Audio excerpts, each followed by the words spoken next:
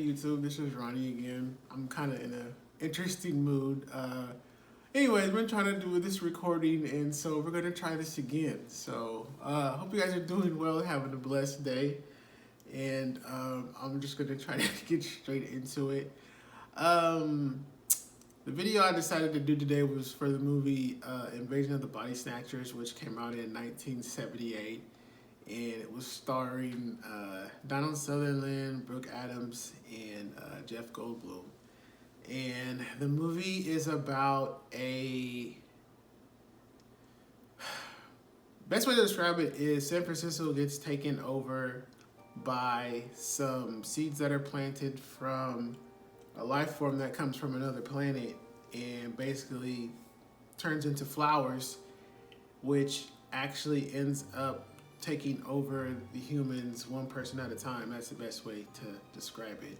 So Donald Sutherland's character, his name's Matthew, and Brooke Adams' character her name is Elizabeth. They work for the health department, and they end up finding them out about these they start out as like little flowers, but then over time as the movie progresses, they actually expand and become bigger, and they turn into these huge like pods. So you literally can like carry them. So what they find out is, spoiler alert, if you have not watched the movie, go check it out.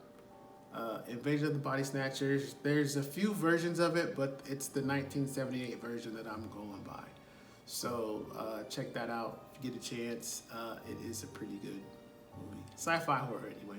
All right, so what they find out as the movie goes on is that slowly people start changing in the city. They don't really have... It's like their expressions are totally just different. Like they don't have any emotion in them. And one of the first signs that you kind of notice is when Elizabeth had brought home a flower that she found at the park. She took it home to her husband. She was kind of showing it off because she had never seen it before. So she was going through her book and everything, trying to figure out what kind of flower it was and what she thought it might have been.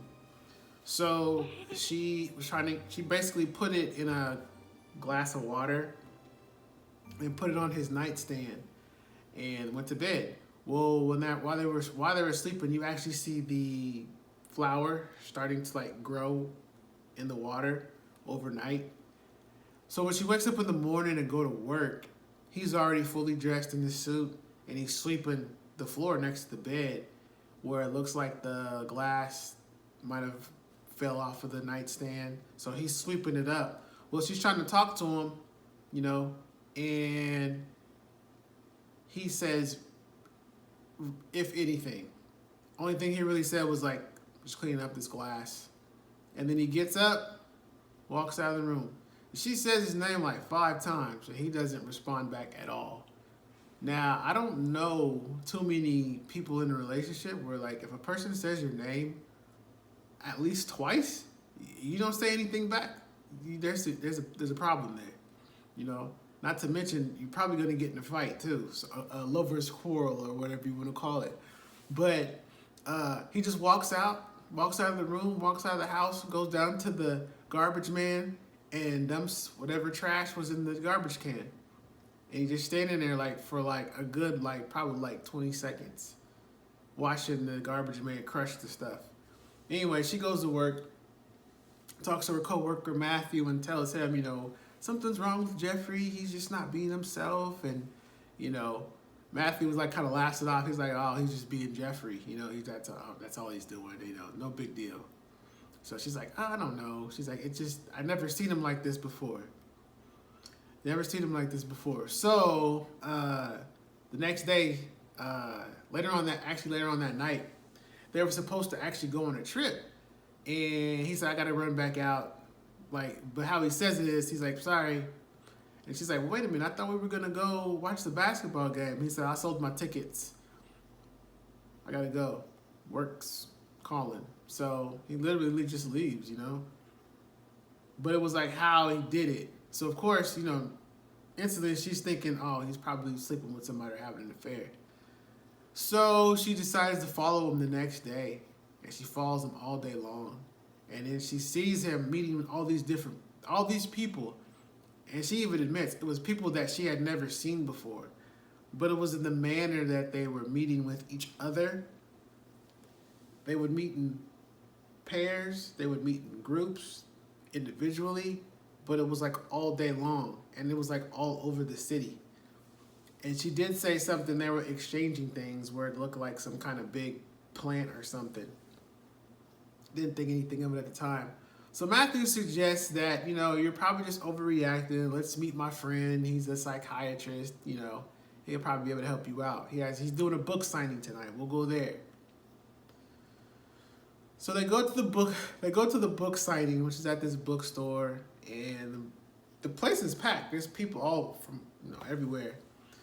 And so the first thing that they notice is he's talking to this woman, and this woman's just like hysterical. She's like, "That's not my husband. I know my husband. It's not him. That's not him. It's not him. Something's wrong with him." And the psychiatrist is like trying to talk to her. He's like, "It's okay. Look, he's still your husband." And then the husband comes out of the crowd, and he's like, "Come on, hun, let's go home." She's like, "No, I don't want to go home with you. I don't know who you are." The psychiatrist is like trying to calm down the situation, so he puts his arm around both of them. He's like, "Come on." He's like, "Just take a moment. Just take a moment." He's like, he tells to the wife, he says, "Why don't you come by my office in the morning, and we'll talk this out. We'll figure this out." And she's like, "No, I don't." He's like, "It's okay. We'll just come by in the morning. You go home tonight. See if you guys can work it out, and then come see me in the morning." So she's like, okay. They're walking off.